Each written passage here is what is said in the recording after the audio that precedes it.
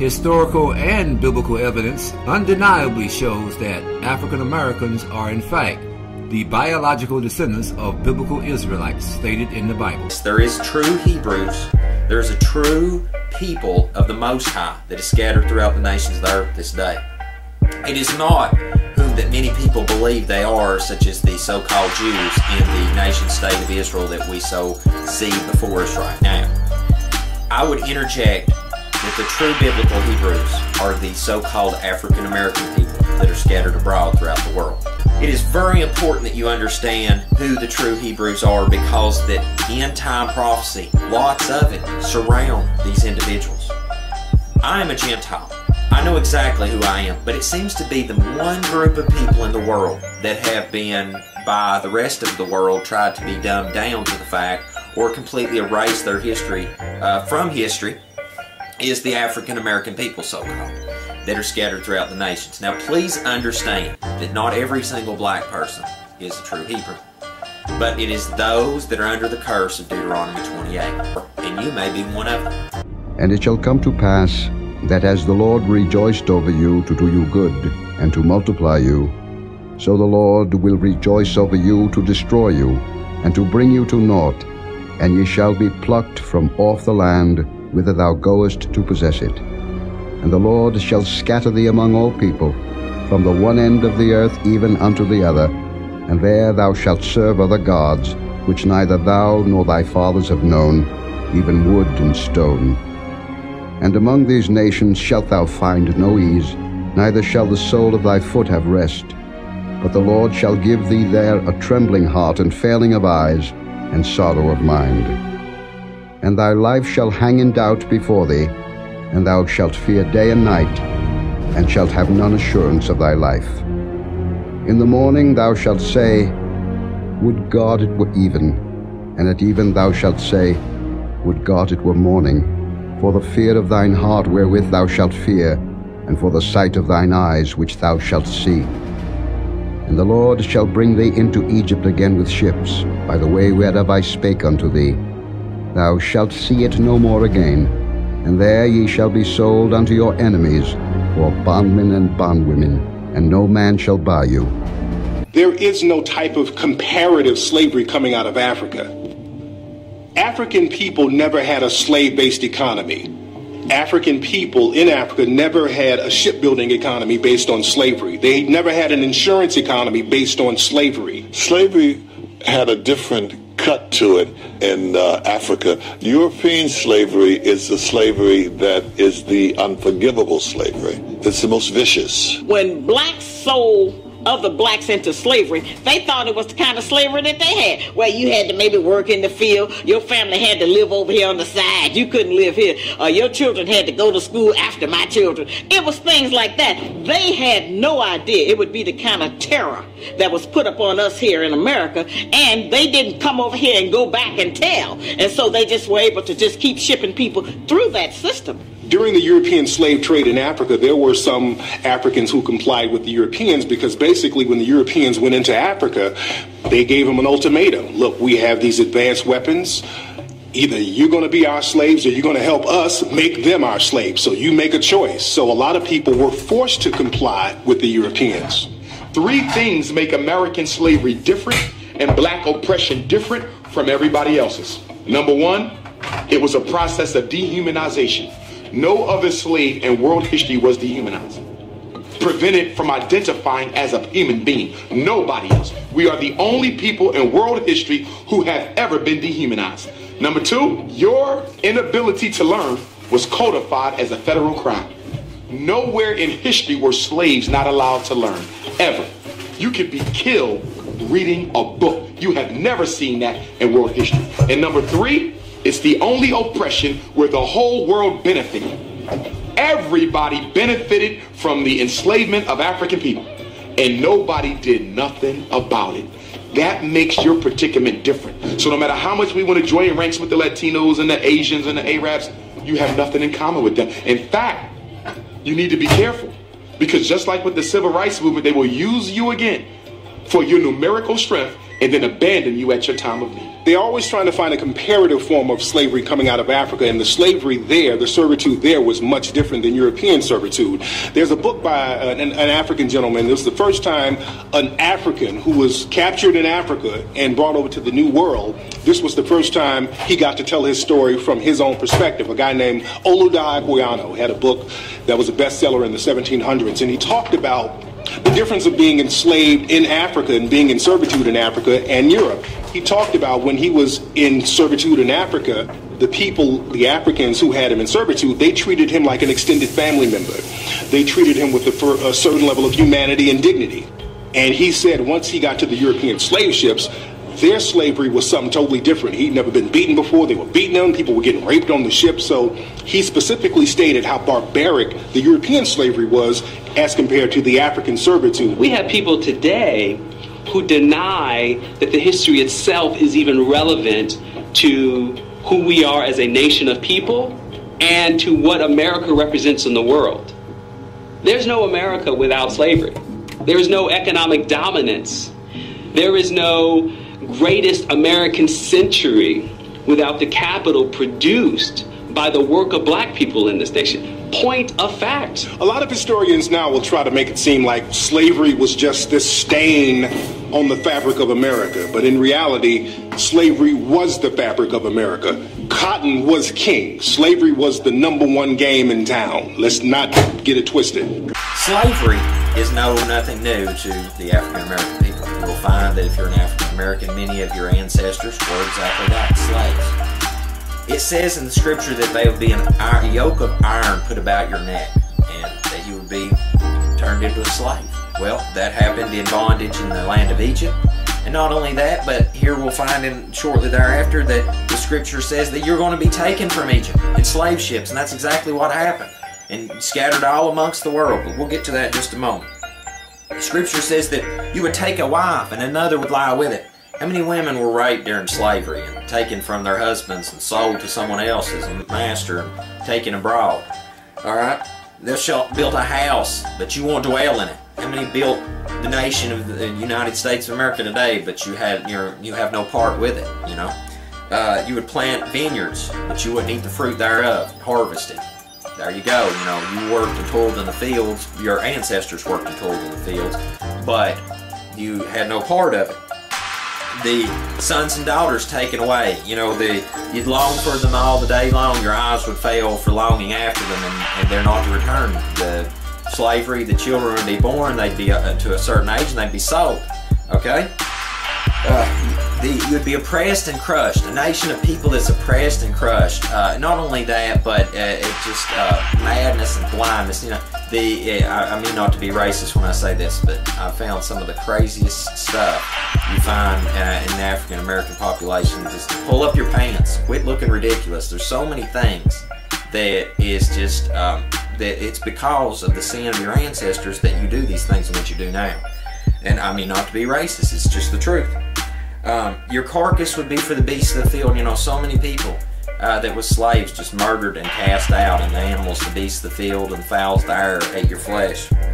You shall fear day and night. You know, the scripture said that. Removed in all the kingdoms of the earth. If you look from the continent of Africa, where the Arabians called the best of my knowledge that I could find from this, and I'll try to get this is the only thing that I'm still trying to get a solid factual statement from the Arabic people, but it said that the Yahudim were a people accursed of their Elohim, and when they were sold off as slaves, that's what they were said. That was what would be said, and that whenever the slavery was taking place, that the African American people, so far referred to, but you are the true Yahudim or Israelites, were spread abroad to the United Kingdom, to America, to Australia, all abroad. Your people are spread all abroad. And will be regathered together again back into your land of Israel.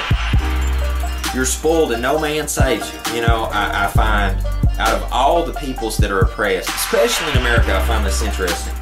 That, and once again, please do not define this as racism. But especially at the point in time we're at right now, illegals immigrating into the United States, foreigners abroad, even even for me as a white man, I found that when I became unemployed, it was very difficult on certain things. But I find for the most difficult people that have a hard time is probably the African American people. And I wondered for many years why that was until I understood that you people were the true Hebrews under the curse of Deuteronomy 28. That makes perfect sense. The scripture says that the stranger would be put above you and you would be put below.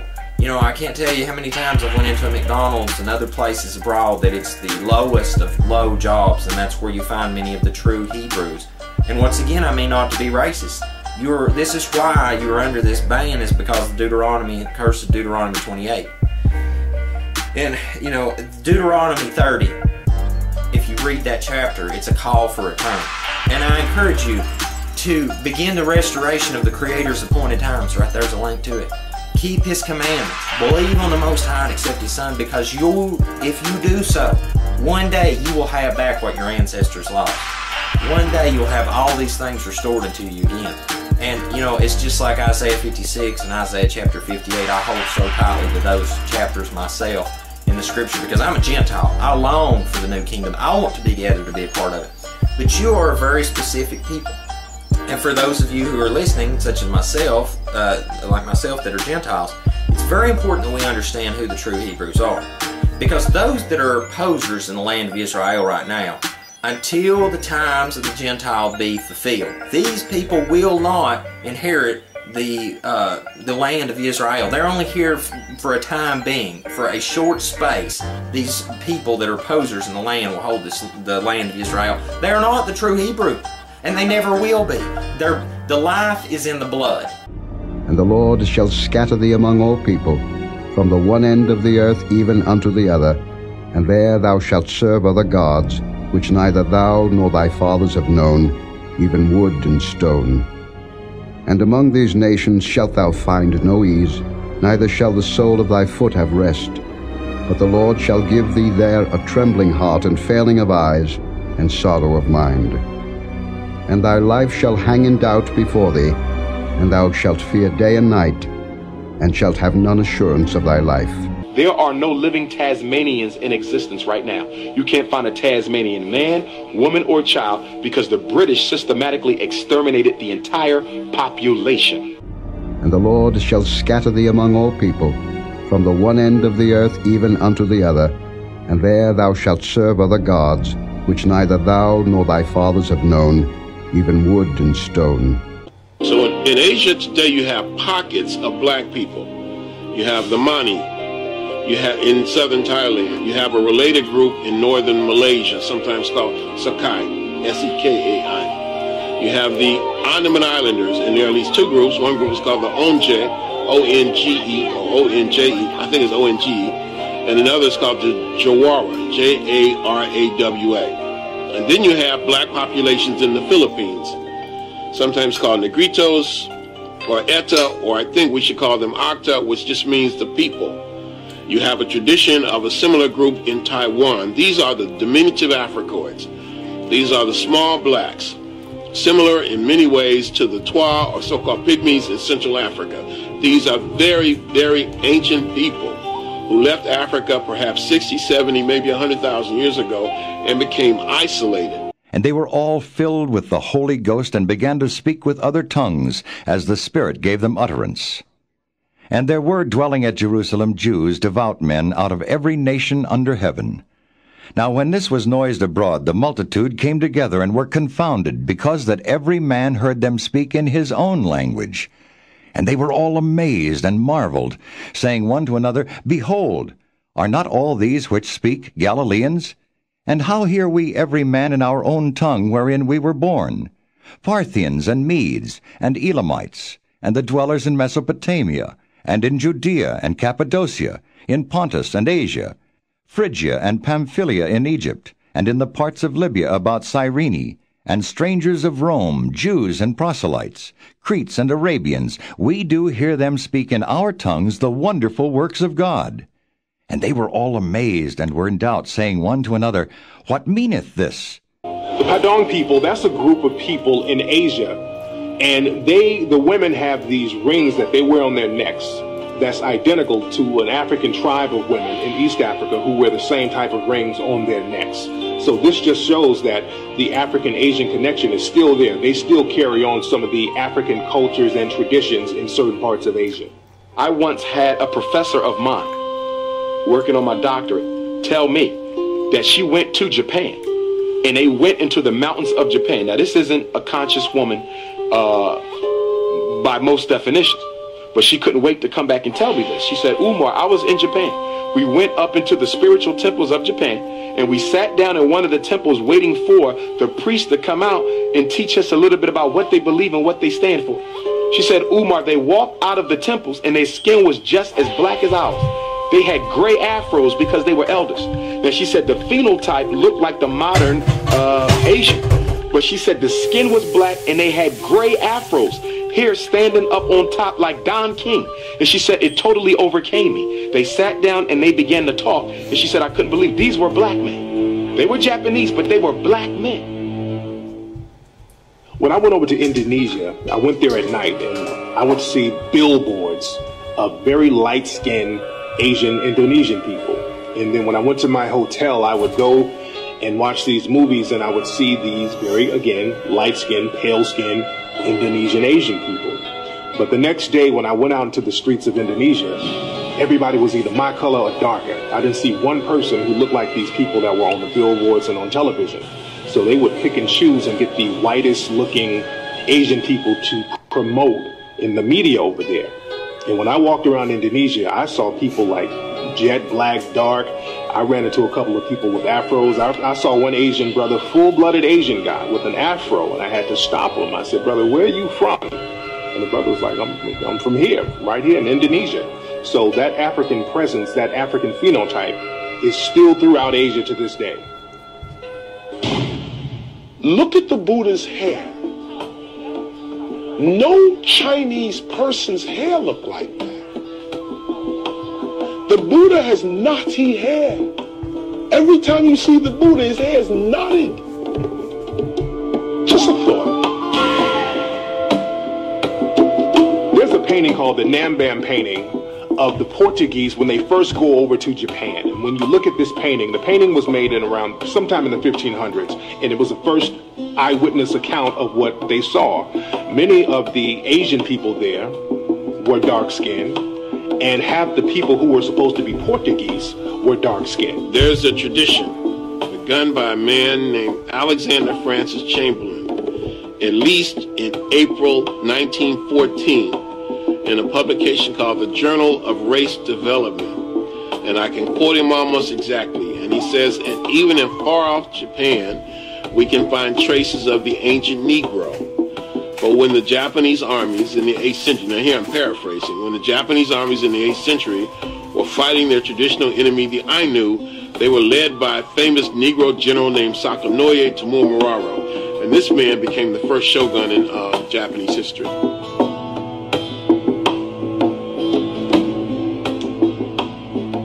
Also in Malaysia, when I went down to Malaysia, I went into the rainforest over there.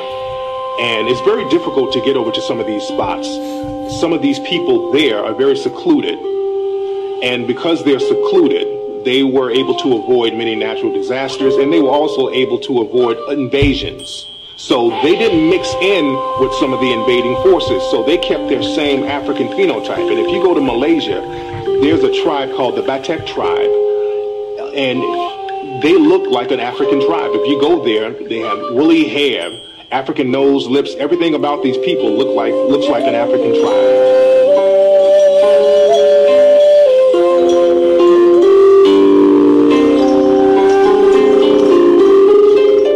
One of the things we know about white supremacy and light-skinned supremacy, because even when you look at Asia, even when you go to East India, they practice racism. Why? Because all of these places were colonized by the European, and their culture infected the people. So one of the things that they do is they also have a tendency to do what? Hide the darker brother.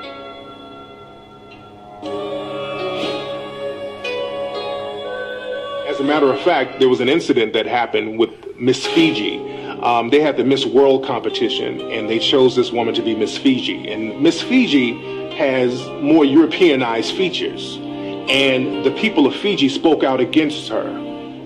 They weren't really trying to hate on her, but they said, look, this woman doesn't represent us. She doesn't look like us. She doesn't have our nose. She doesn't have our hair. And we're very proud of what we look like, and we want somebody to represent us. Because, again, they were trying to use that Europeanized Miss Fiji to bring in tourism and not scare away tourists. But the people spoke out against her.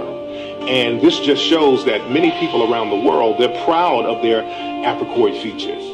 First of all, Australia itself is the world's second smallest continent, second only after Antarctica. It's the smallest inhabited continent. The name Australia means Great South Land. And the first people of Australia were the people we call Aboriginal Australians, commonly called blackfellas.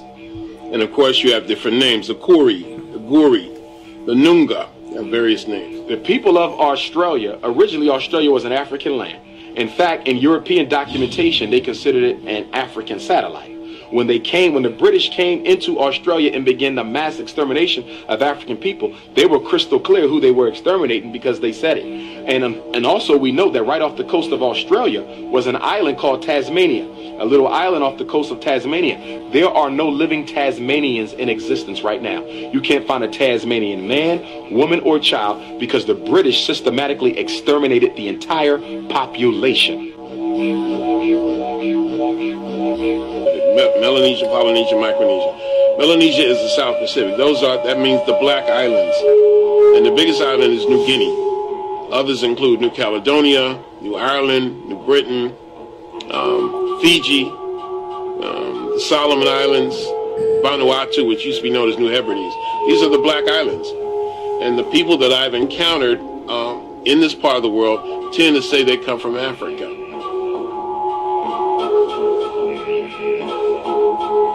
People tend to have very, very Africoid features, dark skin, tightly curled hair, large afros we call them today. Many of them say they come from Africa, especially in Fiji and also in Buka Island. And I ask people, where do you come from? We come from Africa. And they're very matter-of-fact about it. Buka, B-U-K, means black skin. And they have the reputation of being the blackest human beings on earth. So quite naturally, that was where I wanted to lay my head. People don't refer and listen to the Ancient of Days anymore. They don't listen to their elders. I listened to the Ancient of Days, and my elders and I resourced them as often as I could before they all passed away.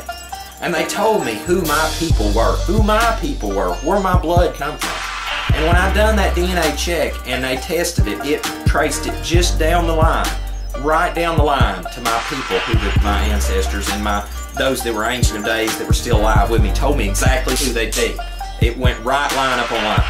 But the only people in the world who know not whom they are, except that they're African American, are the true biblical Hebrews. And I encourage you today that if you're under the sound of my voice to begin that journey, if these, right here, this statistics, this information that I've shared with you from Scripture and from history, if you are compelled that you're one of those people, I encourage you to begin searching the Scripture now, because the time of restoration is coming. The last thoughts I would share with you as an individual is that I have many friends of every faith, ethnic background, just about you could think of. I've told each and every one of the people that are my friends that are of African American nature, and people that I come in contact with that are strangers to me. They're not strangers when we leave. They'll always make a point to, befriend everyone I can. But I have found that as I tell these people whom they are, that many of them acknowledge that that's exactly who they are. That brings me great joy because time is drawing to the end, and the time for understanding biblical prophecy, understanding who the true biblical Hebrews are, understanding the commandment, the time frame for accepting the Messiah, all these things are drawing very short to the end. And as a person that has prepared themselves for the sounding of the seven trumpets of Revelation, this is the most critical time in the history of humanity. There'll never be a time of turmoil like there is taking place now ever be again. It's so important we have every single characteristic of end-time prophecy in place, and one of those is knowing who the true biblical Hebrews are. I hope this has been enlightening to you. I hope it's opened your eyes to so many things that have been hidden. Let me just reveal some things. First of all is that the Jews who were brought in Israel, most of them are white. Not most of them, almost all of them are white, including me. I was brought in Israel from a country which is called Bulgaria. It's a European country, and I can tell you that in every European country there are Jews, and there is so-called organization Jewish Agency, which is trying to take those Jews to Israel. If you track this organization, you can find out that this is not an Israeli organization. This is an American organization. Jewish Agency is an American organization which has the exclusive right to decide who is Jewish and who is not on this planet, and who to be taken to Israel and who is not. Now, if you do research, you will find out that in Africa, in Black Africa, they're looking for Jews only in Ethiopia. They bring Jews only from Ethiopia, and I can tell you by knowing a lot of people, Ethiopian Jews here in Israel, that they're treated very badly, very badly. And many of them commit suicide because they cannot take it. So they come from some place, Ethiopia, they don't have much there, but they live decent life. And when they come here and try to be humiliated and so on, some of them cannot even take it. Now, what I'm trying to say is that why from each white country this Jewish agency is trying to bring Jews, and when it's about Black Africa, they're going to Ethiopia, and this is where they stop. The only one place. Now, because of the same thing, they're trying to do the white supremacy here. They try to bring white guys here and to take the supremacy over Arabs, which are the local citizens, and over blacks, which are so far they're only the Ethiopian Jews. Now, what I'm trying also to say is that another question is why America needs Israel. There is no oil like in other Middle Eastern countries. There's nothing they can be attracted to. But why do they do all these things?